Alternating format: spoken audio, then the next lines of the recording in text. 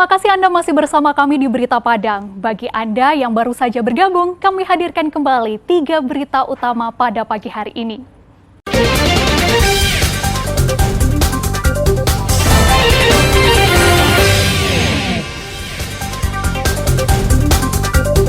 Warga Daduk Tunggul Hitam di pinggiran Padang digemparkan dengan kehadiran seekor buaya muara di sungai. Nagari Sirukam kembangkan diri menjadi daerah penghasil kopi.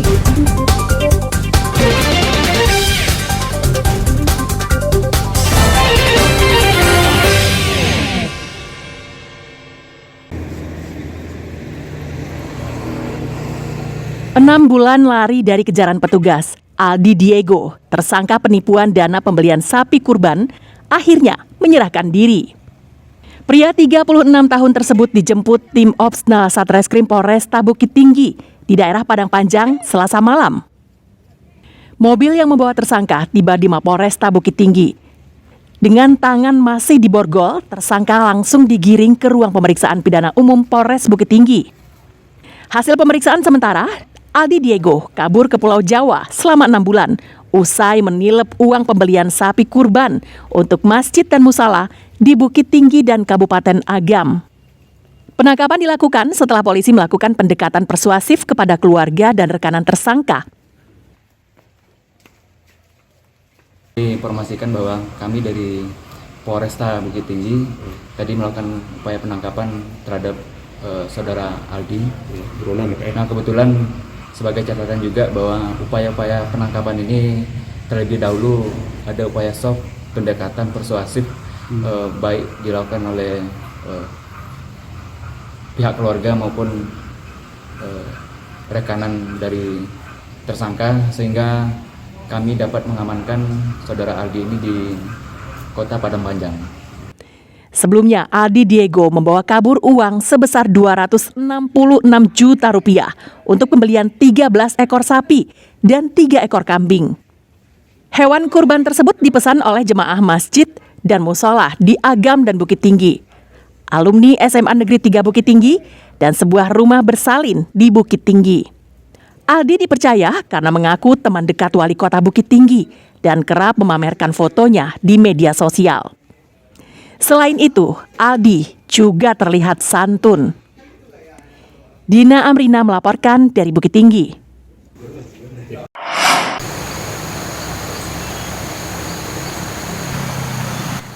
Setiap pagi, para pelajar di Kampung Salak Jalamu, Nagari Ampe Kotohilia, Kecamatan Batang Kapas, Pesisir Selatan, harus menyeberangi sungai untuk pergi ke sekolah.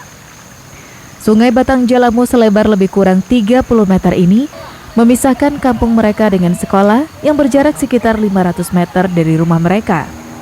Orang tua yang khawatir melepas anaknya sendiri harus menggendong buah hati mereka saat menyeberangi sungai. Selasa pagi, air sungai memang tak begitu dalam, hanya setinggi lebih kurang 1 meter.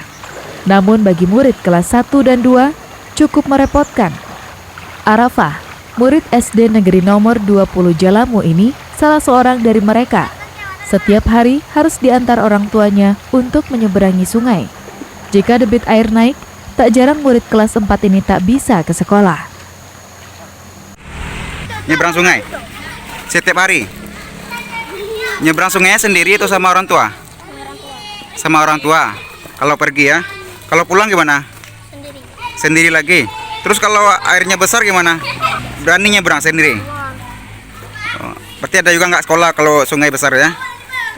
Untuk menuju Kampung Salak, sebelumnya ada jembatan gantung yang menghubungkannya dengan Kampung Jalamu yang berada di jalur lintas Barat Sumatera Padang Bengkulu. Namun sejak banjir bandang bulan September tahun lalu, jembatan ini putus dan tak bisa digunakan lagi. Ini memang jalur utama yang sehari-hari ditempuh warga untuk beraktivitas. Meski ada jalan lain, harus menempuh jalan setapak melewati pematang sawah sejauh lebih kurang 1,5 kilometer.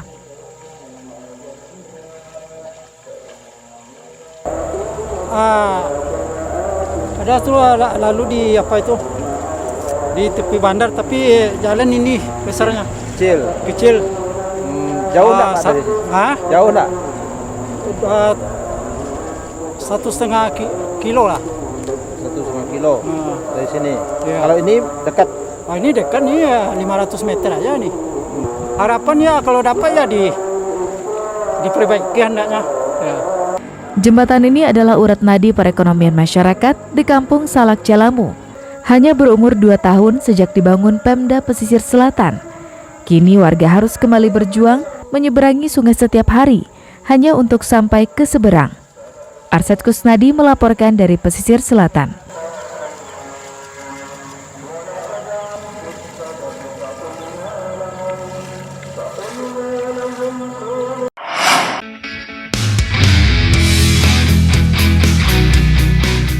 Berpotensi sebagai daerah penghasil kopi, Pemerintahan Nagari Sirukam, Kecamatan Payung Sekaki, Kabupaten Solo, bekerja sama dengan salah satu organisasi kemasyarakatan mengembangkan salah satu wilayahnya sebagai desa kopi.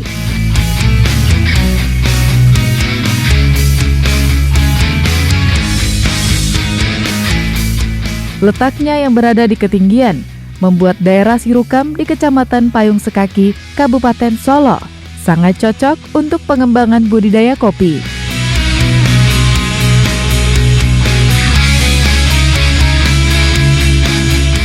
Untuk menunjang kegiatan ini, Pemerintahan Nagari bekerja sama dengan sebuah organisasi kemasyarakatan menjadikan salah satu lokasi di daerah ini sebagai sebuah desa kopi.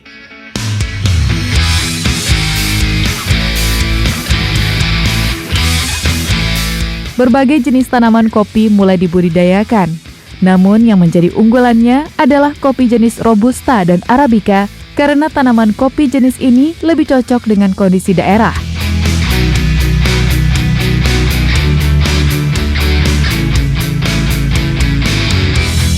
Abdul Rahman selaku pegiat tanaman kopi di daerah ini mengatakan, kopi dari daerah ini sangat disukai para penikmat kopi karena mempunyai keunggulan cita rasa.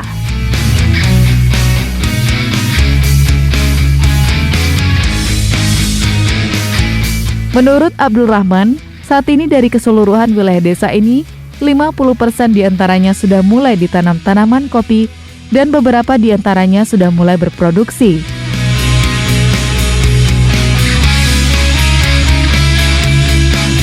Arabica di Nagari Sirukam karena memang cocok dengan ketinggian dan peruntukan untuk kopi Arabica sendiri. Dan sebagian orang sudah mereview, mereka mengatakan kopi di Nagari Sirukam itu punya karakter sendiri. Beda kayaknya dengan kopi di Alan Panjang, Kerinci, kemudian di Solok Selatan gitu. Alhamdulillah di Nagari Sirukam itu punya ciri khas Arabica.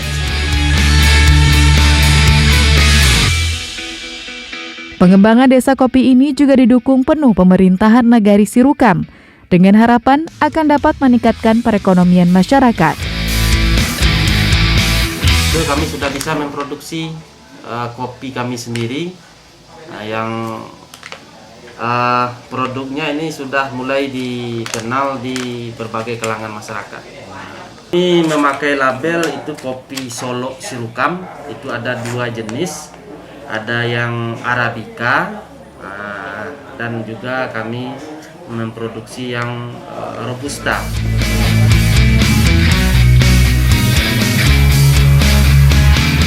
Hingga saat ini, produksi kopi dari Sirukam sudah mulai dikenal luas masyarakat. Bahkan kopi yang diberi label Solo Sirukam ini pun sudah mulai dipasarkan ke beberapa daerah lainnya di Sumatera Barat.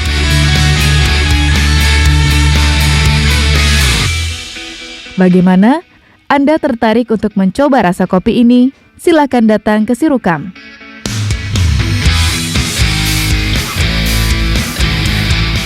Garnadi melaporkan dari Solo.